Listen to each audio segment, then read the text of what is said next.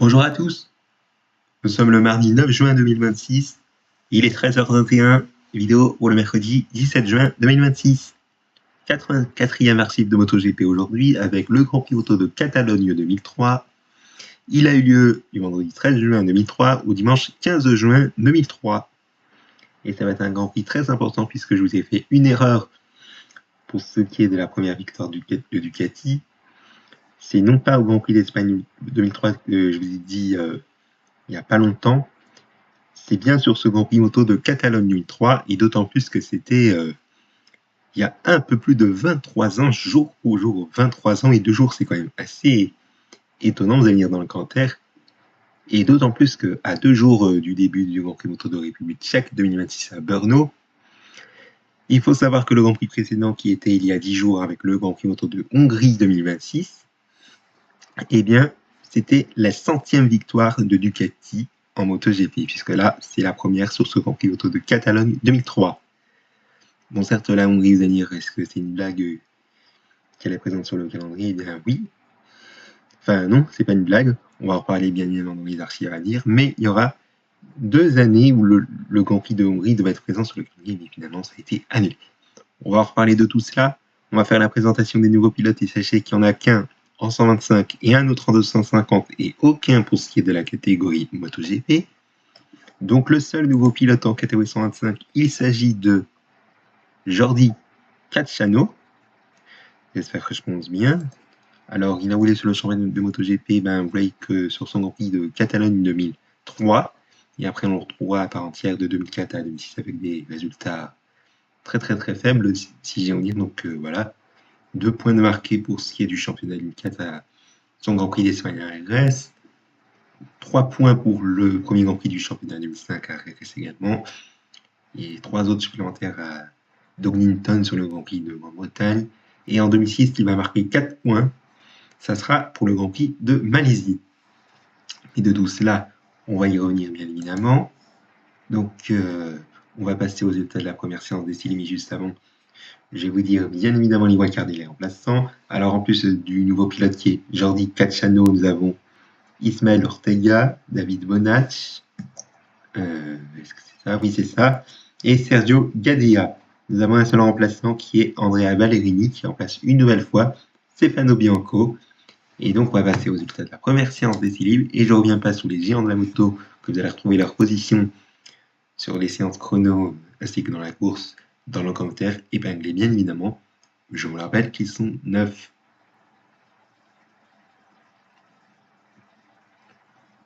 Voilà, on va passer aux résultats de la première séance de qualification libre.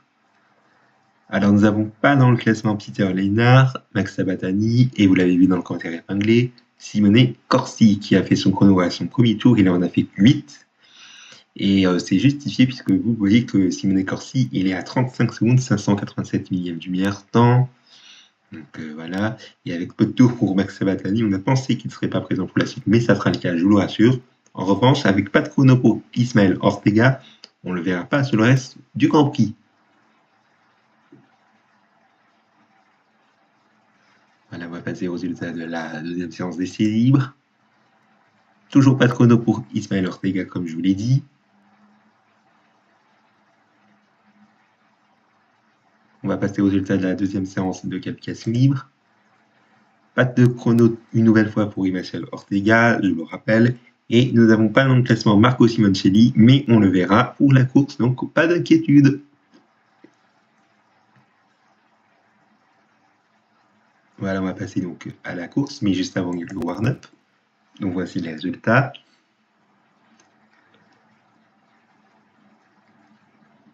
Et vous l'avez compris qu'on a la confirmation qu'on n'a pas de Ismael Ortega pour la journée du dimanche. Et donc voici les résultats de la course avec 28 pilotes qui ont franchi le drapeau damier et 8 abandons, dont, vous l'avez vu dans le commentaire épinglé, Andrea Dovizioso et Casey Stoner.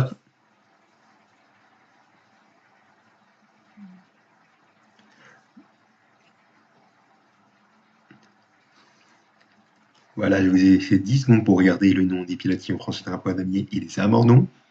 Voici le détail des abandons. Enfin, les informations de la course, pardon. Je me suis trompé par rapport à ce que je vous ai dit vendredi dernier, excusez-moi.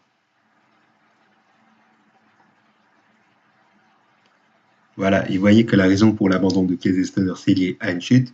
Et même chose aussi pour ce qui est de Andrea Dovizioso et Alvaro Bautista. Vous voyez qu'il a fait un passage à la voie des stands. Il a pu repartir 9 minutes après, ce qui est assez étonnant. Et donc, il a franchi la voie d'amis avec 5 tours de retard. Je ne sais pas ce qui est arrivé pour ce qui est de Alvaro Bautista.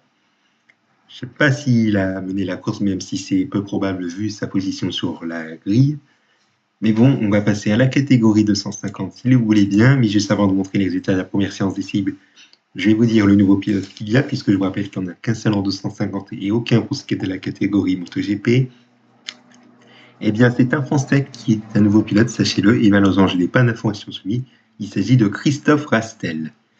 Et d'autant plus qu'il figure parmi l'une des 2 wildcards auxquelles s'ajoute Alvaro Molina. Et nous avons 2 remplaçants qui sont Luka Pazek, qui remplace Jaroslav Hul, et Klaus Noll, qui remplace Dirk Eildolf. Donc voilà, on va passer aux résultats de la première séance d'essai libre, et je vous dis à la position de Randy Depugné à l'oral. Pour cette première séance d'essai, vous voyez qu'il est 2e, et à noter que Alex Baldolini, il est dernier avec 26 secondes 843 millièmes du meilleur temps. Il est quand même classé, même s'il est au-delà des 15 secondes du meilleur temps. Voilà, on va passer aux résultats de la première séance de qualification libre. Randy Depugné qui fait le meilleur temps en 1 minute 47 secondes 117 millièmes, tandis que son compatriote qui est Christophe Rastel, vous le voyez qu'il n'est pas dans le classement, pour pas grand-chose en plus. Voilà, on va passer à la deuxième séance d'essai libre. Une nouvelle fois, le meilleur temps pour Randy Depugné, 1 minute 48 secondes 435 millièmes, et Alvaro Molina, eh bien malheureusement, pas de chrono.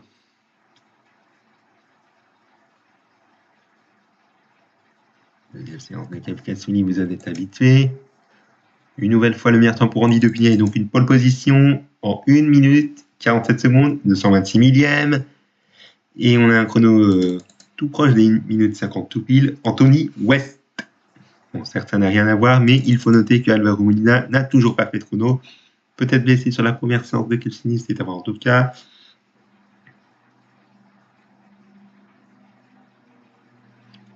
Place au warm-up. Toujours pas de chrono pour Alvaro Molina. On a pensé qu'il allait être présent, mais malheureusement, ce n'est pas le cas. Et donc, on ne le verra pas pour la course. Tandis que Randy Depugné, il fait encore une fois le meilleur temps en 1 minute 48 secondes 181 millièmes.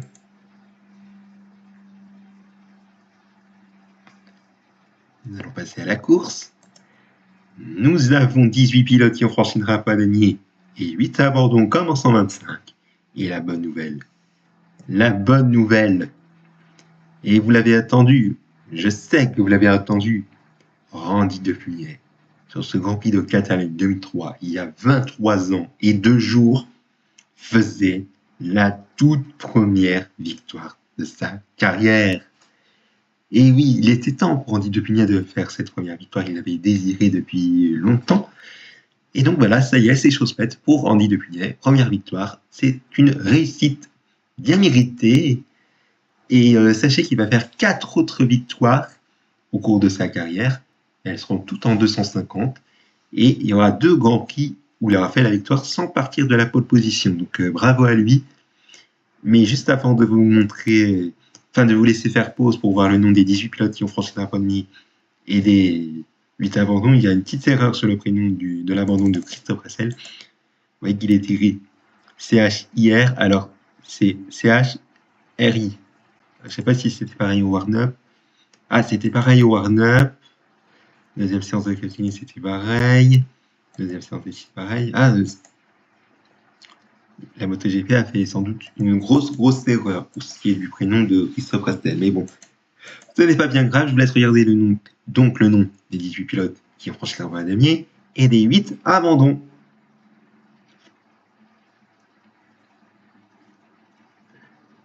Voilà, on va passer aux informations de la course.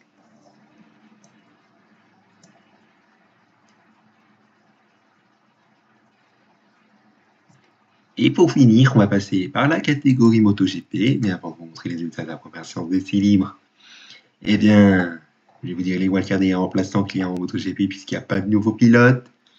Alors, il n'y a qu'une seule wildcard, Akira Yanamaka, et un seul remplaçant, vous êtes habitué, le remplaçant de Daijiro Kato, qui est Ryuichi Kiyonari.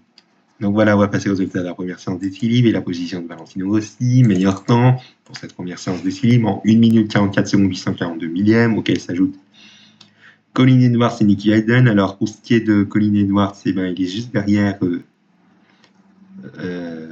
non, il est juste devant Nicky Hayden, excusez-moi, il est 3e. Colin Edwards, je dis une bêtise, excusez-moi. Et Nicky Hayden, il est 11e. Et à noter que Nobuo Tsuaki, il est quand même classé avec le fait qu'il soit à 27 secondes 239 millièmes et qu'il ait fait peu de tours, 4 tours et son chrono à son deuxième tour, ce qui est assez étonnant. Et on verra sur le reste du Grand Prix, je tiens à vous le rassurer. Voilà, on va passer donc au résultat de la première séance de qualification. Meilleur temps pour ce qui est de Valentino Rossi, une nouvelle fois, 1 minute 43 secondes 927 millièmes. Le deuxième, vous l'avez vu que son chrono c'est assez étonnant, le qui appelle aussi 1 minute 44 secondes 333 millièmes. Mais bon, vous voulez les positions de Colin Edwards et de Nicky Hayden. Eh bien, Colin Edwards, il est 7e et Nicky Hayden, 17e. Excusez-moi pour la voix qui mue un petit peu.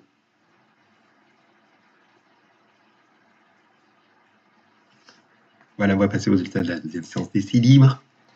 Deuxième pour ce qui est de Valentino Rossi. Colin Edwards, 5e, et juste derrière, Nicky Hayden, son compatriote, 6e.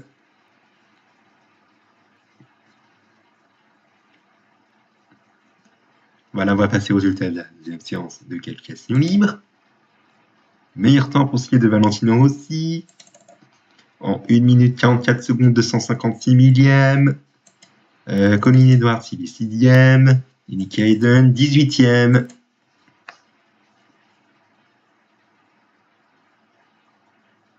On va passer aux résultats du warm-up. 4e pour Valentino Rossi. Colin Edwards, 9e. Et Nicky Hayden, 13e.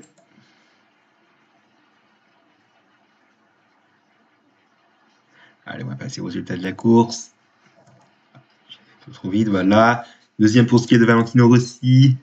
9e pour Nicky Hayden. Et Colin Edwards est dans les abandons. Vous l'aurez compris, il y a 17 pilotes qui ont franchi dans la poids damier et 5 abandons, dont 3 dans le comi-tour et Colin Edwards qui figure après le comi-tour, bien évidemment.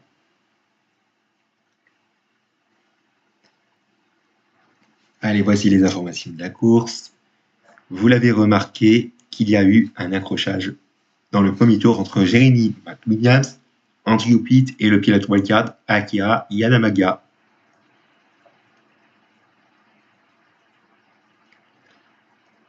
C'est donc la fin de cet article MotoGP numéro 84. Merci à vous de l'avoir suivi. Et il faut noter aussi que j'ai oublié que Max Biaggi avait chuté et il a pu repartir. Dommage pour ce qui est de l'empereur romain, si vous êtes fan du pilote italien. L'empereur romain qui est son surnom, comme dit Laurent Guillaume. Mais bon, j'aurai le plaisir de vous retrouver la semaine prochaine pour les Grands Prix moto des Pays-Bas 2003. On va passer sur le wiki anglais exceptionnellement après la catégorie MotoGP. Vous allez comprendre pourquoi. Et puis pour mercredi prochain, la Grande-Bretagne à Donington. Je vous souhaite de passer une excellente journée à tous et merci pour votre attention.